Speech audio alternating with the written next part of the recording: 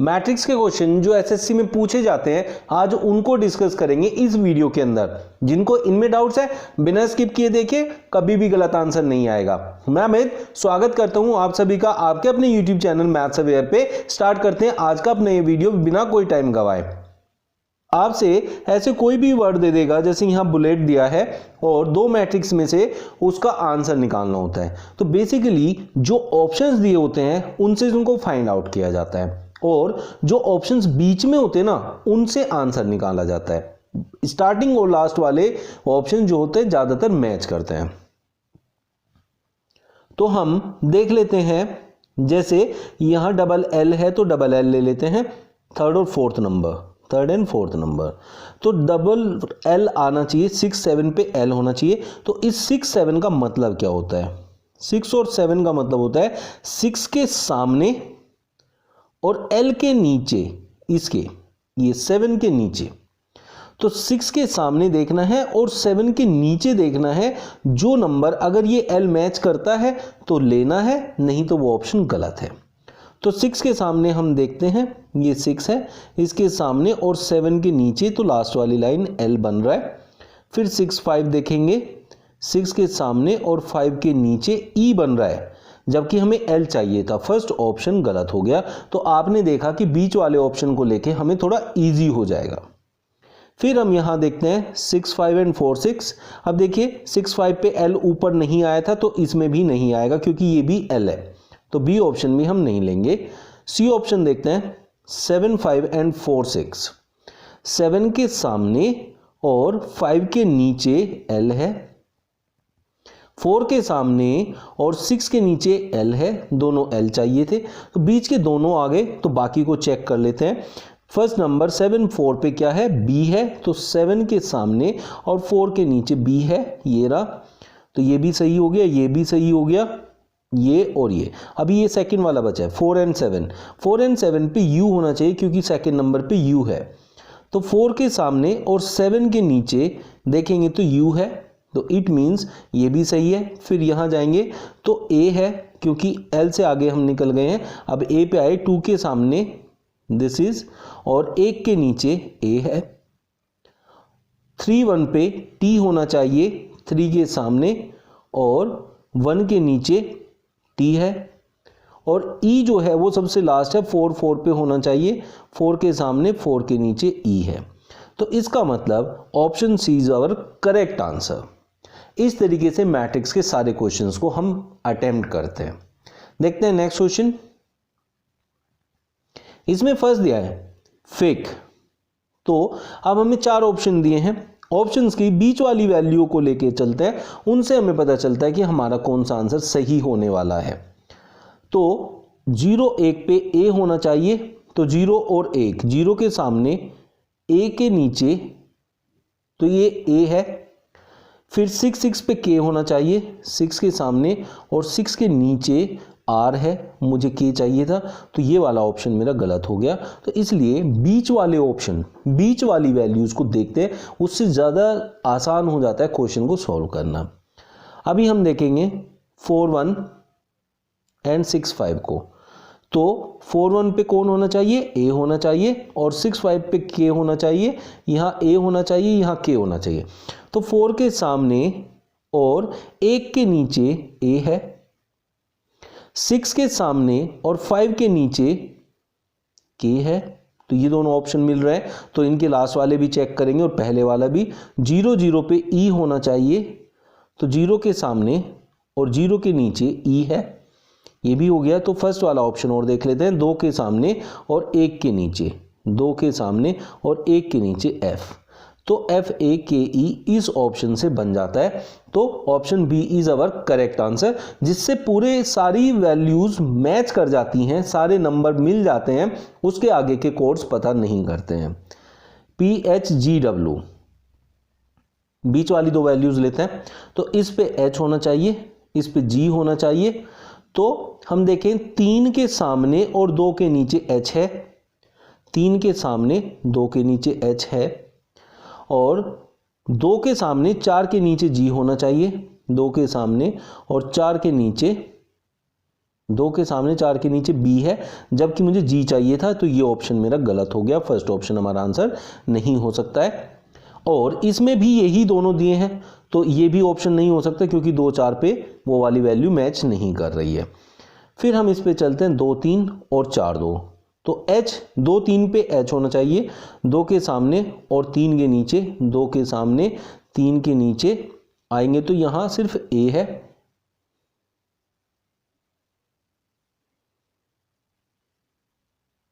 अब 2 3 के सामने देखेंगे, 2 के सामने और 3 के नीचे देखेंगे तो A है, जबकि मुझे यहाँ G चाहिए था, तो ये ऑप्शन भी हमारा आंसर नहीं आया। तो लास्ट ऑप्शन बचता है 3 2, तो हमारा बिल्कुल सही था, यहाँ से H मिल गया था। लेकिन अब बाकी देखेंगे 7 6, 7 के सामने और 6 के नीचे P है, ये मिल गया करेक्ट, ये हमें पहले से ही पता है। 4 2 पे देखते हैं, 4 2 पे K होना चाहिए, 4 के सामने और 2 के नीचे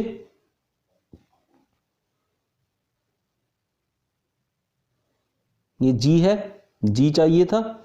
और 7 5 पे W होना चाहिए, 7 के सामने और 5 के नीचे W, ये मिल गया। तो आपको P H G W सारे इस ऑप्शन से मिल जाते हैं, जबकि पहले 3 ऑप्शन गलत होने के बाद ये हमारा आंसर होना ही होना था, लेकिन फिर भी हमने इसको कैलकुलेट किया ताकि आपको समझ में आ सके। देखते हैं नेक्स्ट क्वेश्चन, स्टेम। तो ये सारे क्वेश्चन करते हुए मैं आपको ये समझाना चाहता हूं कि आप लोगों ने ये देखा कि इसमें जो बीच वाले ऑप्शन होते हैं अगर उनको फाइंड आउट किया जाता है तो ज्यादा इजी होता है किसी भी क्वेश्चन को सोल्व कर पाना। तो हम यहां देखेंगे 57 एंड 12।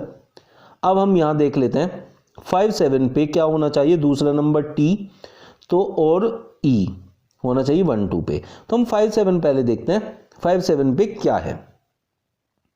5 के सामने और 7 के नीचे T है, तो ये हमें T मिल गया। 1 2 पे देखेंगे, 1 के सामने 2 के नीचे, 1 के सामने 2 के नीचे E है, वो भी मिल गया। तो फिर बाकी को भी देख लेते हैं। 8 के सामने 7 के नीचे M है, 8 के सामने और 7 के नीचे M है, ये भी मिल गया हमें। अब लास्ट बचता है हमारा 0 3, जो पहले पे है वो है S। 0 के सामने 3 के नीचे हम जाएंगे तो ये S है, तो इट मीन्स फर्स्ट ऑप्शन ही हमारा करेक्ट आंसर है। आप देख पा रहे हैं कि मैंने फर्स्ट ऑप्शन देखा और वो ही हमारा करेक्ट आंसर आ गया, तो बाकी को देखने का हमारा कोई मतलब नहीं बनता है, बाकी को देखने की जरूरत भी नहीं है। वैसे अगर आप देखना चाहें तो देख सकते हैं, लेकिन रिक्वायर्ड नहीं होता है। अब आपको गलत कैसे पता चलेगा, जैसे यहां 4 1 है, तो यहां 4 के सामने और 1 के नीचे A है, जबकि हमें यहां क्या चाहिए था, थर्ड नंबर पे E चाहिए था, तो ये इसलिए गलत है। इस तरीके से हमें गलत का पता चल जाता है। तो थर्ड का आंसर हो गया A। फोर्थ क्वेश्चन पे चलते हैं, तो वास्ट, इसमें भी बीच वाले 2 ऑप्शन लेंगे।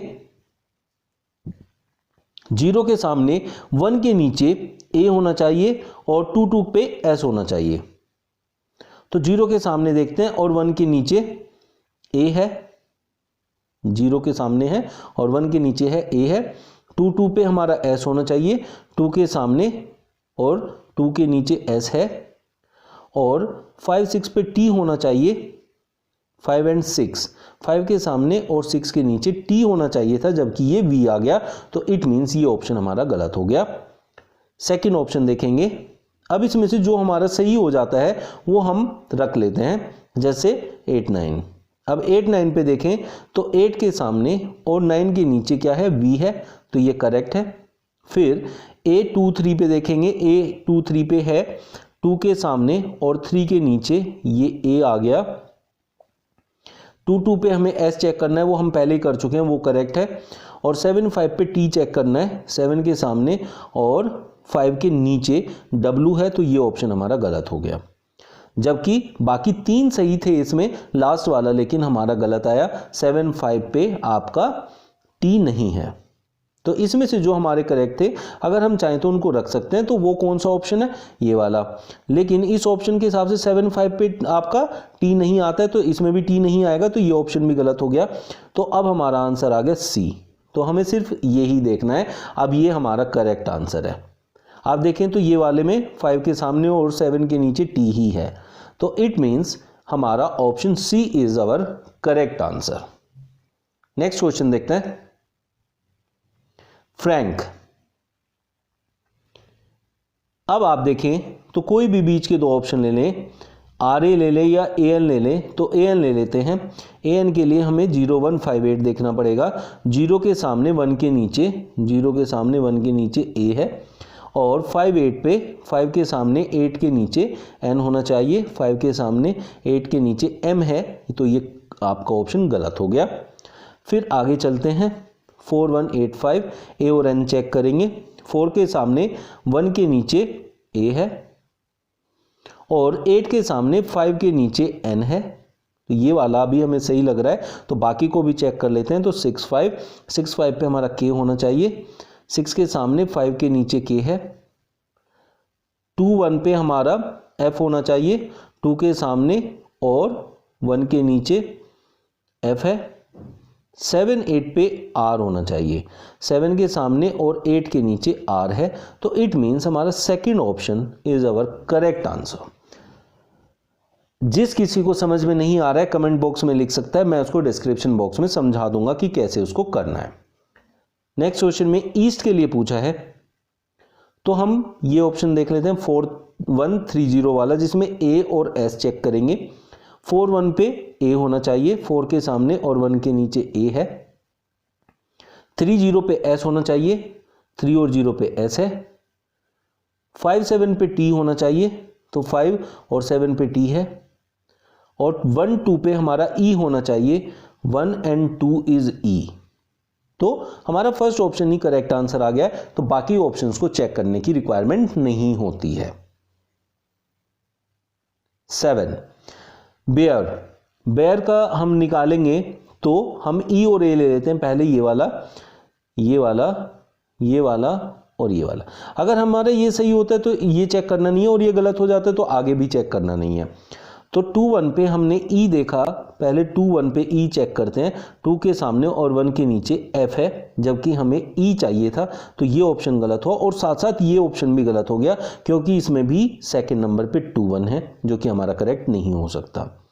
अब यहाँ 1 2 है और यहाँ भी 1 2 है, तो हम पहले इसी को चेक करते हैं। 1 2, 1 के सामने 2 के नीचे ई आता है, ई हमें चाहिए था, मिल गया। फिर 0 1 पे ए होना चाहिए, देख लेते हैं। 0 और 1 पे ए है, ये भी करेक्ट हो गया। फिर 5 9 पे हमारा आर होना चाहिए, 5 के सामने 9 के नीचे आर है, ये भी करेक्ट है।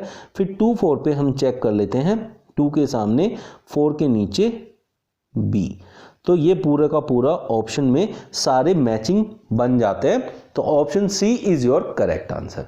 समझ में आ रहा है तो वीडियो लाइक कर दीजिए, बढ़िया लग रहा है तो मेरे चैनल को सब्सक्राइब भी कर लीजिए अगर अभी तक आप लोगों ने किया नहीं है तो। 8th क्वेश्चन देखिए, वर्ड। अब इसमें हमारे पास जो दो एक जैसे हैं उनको पहले चेक कर लेते हैं। जैसे ये दोनों एक जैसे हैं, अगर इनमें से कोई भी एक गलत हुआ तो दोनों ऑप्शन बाद वाले गलत हो जाएंगे, तो चेक करने की जरूरत नहीं है। तीसरी चीज क्या है कि 3 4 3 4 3 4 3 4, इट मीन्स लास्ट वाला जो डी है उसको चेक करने की रिक्वायरमेंट नहीं है, क्योंकि सब में ये ही दिया हुआ है।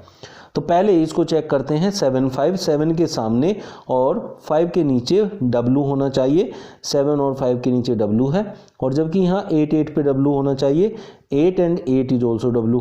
तो ये भी हो सकता है, ये भी हो सकता है। और अभी 3 4 हमें चेक करना नहीं है, तो हम करते हैं अब 7 8। तो 7 8 पे हमारा R होना चाहिए, 7 के सामने 8 के नीचे R है, और हमारा 0 1 बचता है जो कि A के लिए है, 0 के सामने और 1 के नीचे A है, तो it means B option is our correct answer. इस तरीके से आपको पता चलेगा कि सही क्या है और गलत क्या है। इसमें अगर देखें, इसमें 1 के सामने और 0 के नीचे J है, जबकि हमें यहाँ A चाहिए था, इसलिए ये ऑप्शन ज़्यादा सही है इस ऑप्शन के कंपैरिजन में। तो B option is our correct answer. Last के 2 क्वेश्चन बचते हैं। ये दोनों क्वेश्चन आप इनके आंसर निकालेंगे, क्या इनका कोड बनता है, और कमेंट बॉक्स में मुझे बताएंगे what is the answer of GVRX and DMER। कौन से ऑप्शन इसके आंसर को बताते हैं। आप लोगों को अगर कोई भी शिकायत है हमारे चैनल को लेकर, या कोई भी प्रॉब्लम आ रही है किसी क्वेश्चन को समझने में, तो आप कमेंट बॉक्स में लिख सकते हैं। मैं उसका डेफिनेटली आप लोगों को आंसर दूंगा। आज का वीडियो कैसा लगा ये जरूर बताइएगा और मिलते हैं नेक्स्ट वीडियो में न्यू ट्रिक्स और न्यू क्वेश्चंस के साथ। बने रहिए मेरे चैनल के साथ। Thank you. Subscribe now and press the bell icon. Never miss an update.